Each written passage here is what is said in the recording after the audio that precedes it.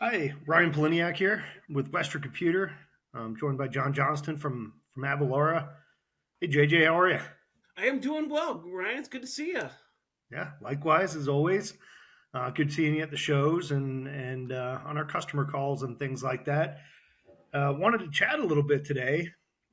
Obviously, sales tax automation is your expertise. Manufacturing is a big part of what we do at Western Computer, and wanted to kind of talk about industry wise, right? Is there any kind of nuance there? Is there anything you've seen in the manufacturing industry around tax compliance or automation of sales tax that you think stands out or that it's different from other industries? Exemption certificates, and exemption certificates. That's going to really be, important right now for companies in the manufacturing space that are using Microsoft or moving over to Microsoft. We're seeing, especially in the last few years, handful of years, when it comes down to audits, the auditors are looking at exemption certificates. Do you have them? Oh yeah, they're in the file cabinet way over there. We had Joe was managing it, but he quit a couple years ago. We don't know. Though that's not going to really cut it anymore without automation. Are they legit? Are they valid? Have they been updated? Are for the right states, right determination? So auditors now, especially with manufacturers, are really cluing into exemption certificates. So that's one area that we're seeing that auditors throughout the country go after. Yeah. And auditing obviously is a big part of the reason why you want to have sales tax compliance. But I'm also thinking, do I really want all my business critical documents in a filing cabinet? There's risk there. There is inefficiency in retrieving one of those files if you need to, one of those exemption certificates. So I can see the use for something like Avalara there. Absolutely. Um, so we're seeing obviously we do tons of implementations that are national, multi-state. You've got different rules in each state, but more and more we're doing international as well, right? We're running into implementations that have differing tax compliance laws globally across different countries, of course. So is that something that you all can help address? Yeah, so Ryan, especially with people in the U.S., manufacturing in the U.S., we hear about Canada all the time. HST, GST, the different Canadian provinces, their local taxes. We have all that covered under Avalara, and we do have the globe covered. At Avalara, we cover the globe literally from the VAT, the U.S., international, South America. Tariffs are been in the news a lot lately, so tariffs are coming into play. How does that work? And getting through all that components and having one place to manage it all within Avatax, your exemption certificates, your local tax, your international tax, your tariffs, your item classifications. That's something that Avalara can help each and every company, because each and every company has different needs and wants, and everything that we provide is a la carte. So you might only need this, and someone else might need that, but we can have you covered. Yeah, yeah, absolutely.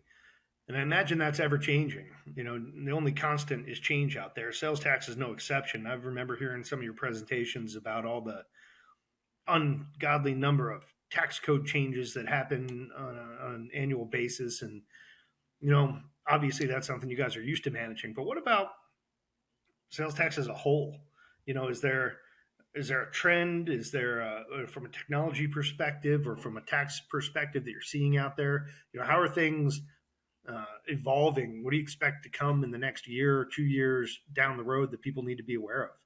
And Ryan, I got 20 plus years in the world of tax, 7, 8 years in tax technology, working at Avalara and another firm.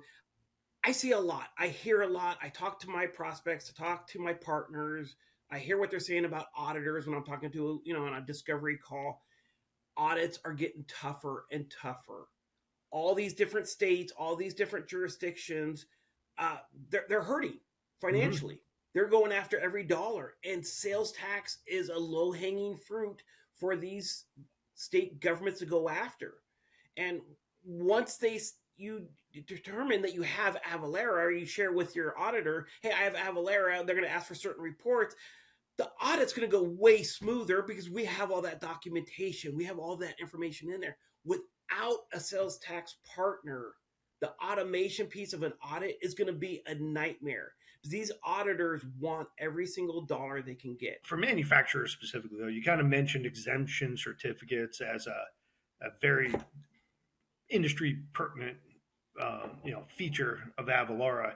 Is there anything else in your product, that speaks to manufacturing in particular, or something that you would want an executive to know if you're sitting there, I want to drill down having the a beer with exemption them? certificate space maybe just a little bit more in regards to that, because I talk to people and they might say, "Oh, I only have 50 or only have 100. It's reasonable." Well, do you have them correct? Are they updated? Are they renewed? Are for the proper situation? Are they for what you really need them to be for? Is it for nonprofits, or is it for ag? And Hmm. like in Florida, for example, they renew every year, so you have to get a renewal one. Or if I have JJ rivets in California, but I'm selling to Texas, Florida, New York, and Illinois, I might have an exemption certificate for Texas and Florida, but not for the other two. Or if I'm collecting them, I got to make sure I'm collecting them for every entity in every state that we're selling to. So it's really complex, and people just don't realize, oh, I got the file cabinet. I'm covered. Right. Well, is it up to date? And again, this is a low hanging fruit for the auditors, especially with manufacturers. Say, hey, what are you doing about sales tax, use tax, exemption certificates? And a lot of people think, oh, I have it covered, but they really don't, or they have just a small piece. And if they do get that audit, there's going to be a lot of surprises. That's where the Yeah. auditors are going to go, especially for manufacturers. Yeah. Yeah. That's great info. And I'm an ERP guy. That's what I've been doing my whole career, and sales tax is certainly part of that. But you've forgotten more about sales tax than I'll ever know. I've seen enough of your presentations to understand the complexity there, right? So I always try to put myself in the shoes of leadership for the companies that we're talking to, and try to appreciate that for them it's even more drinking from the fire hose. So I always try to like to boil it down. How do we get started here? So if there's an executive that says, hey, I don't think we're ready for sales tax audits, we need how much does Avalara cost and when can it be in? Well, obviously there's more to it than that. So how would you kind of simplify it a bit and say, well, you know Mr. or Mrs. CFO, CEO, here's where you need to go to start reducing your risk and to start improving compliance. Here's kind of step one. How would you suggest that somebody gets started down that road? A conversation is the best way to understand, hey, where are you at? I do talk to people. They say, you know what, Bob, you got this covered. You're doing this. You're only selling in one state.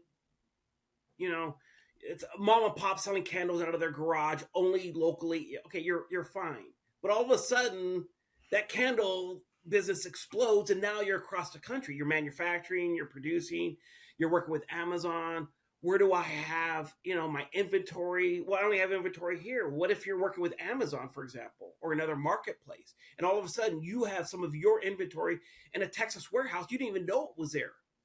You have Nexus now, and Yes. it's your responsibility in regards to Nexus. And people might say, hey, what's Nexus? And that's kind of the footprint. And this month is the 7-year anniversary of South Dakota versus Wayfair, which changed it from a physical nexus to an economic nexus. And that really changed a lot, especially for e-commerce, for manufacturers. Hey, where are you selling? Who are you selling to? What are you doing? So a couple just simple questions is, hey, who are you selling to? Are you selling outside your single state that you're located in? Are you in other states? I always ask, great question for CFO. Do you have salespeople outside of the state that you're headquartered in? If so, where? Do you have other people? Now, post COVID, there's employees everywhere. So because you have an employee in a certain state, that would be Nexus. So now you trigger Nexus in that state. And is that employee going to doing sales in other states nearby? That could trigger Nexus. So there's always, as we say in our world, Christine Martin from our team, it depends. Without sales tax automation, it's mind-boggling what you need to get done, and you can really start with Avalara with something really small and simple. This is, hey JJ, this is what I need, or we'll recommend what you need. And as your Sure. business grows or expands, you acquire, other entities in other states, other countries. You're expanding a new product line. We grow with you. That's a huge advantage of Avalara. Yeah.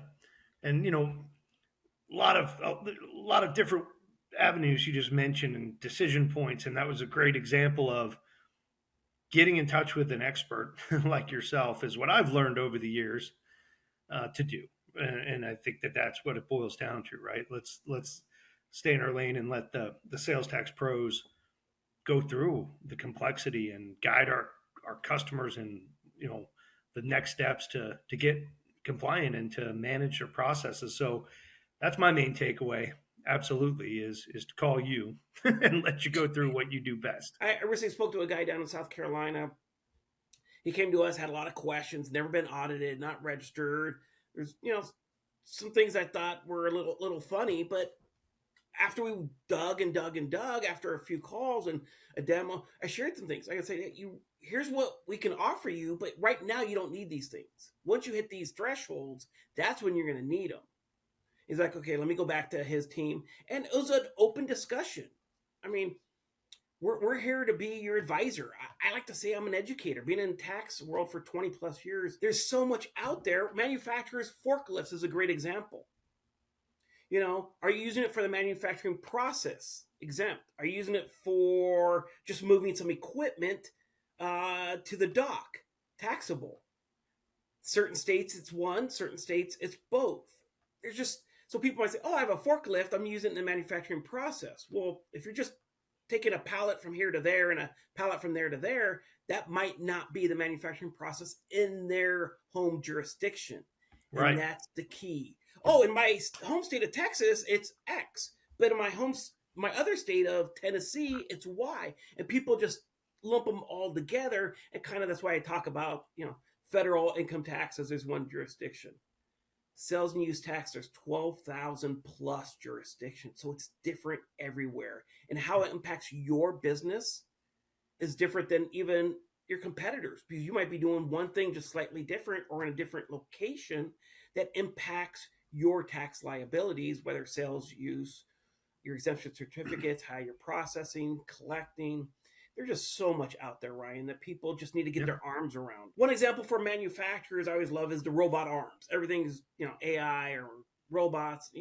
If a robot arm is used, and let me get this correct, in many states, robotic equipment is used in the manufacturing process, it's not taxable. If it's just used in the packaging, it's taxable. Okay. So you might buy 10 robot arms, 9 are manufacturing. The last one is just, moving it into a box. That was not taxable. And that's one example where the auditor would clearly identify. And once they find one thing, they're going to peel back that onion and look for more and more and more.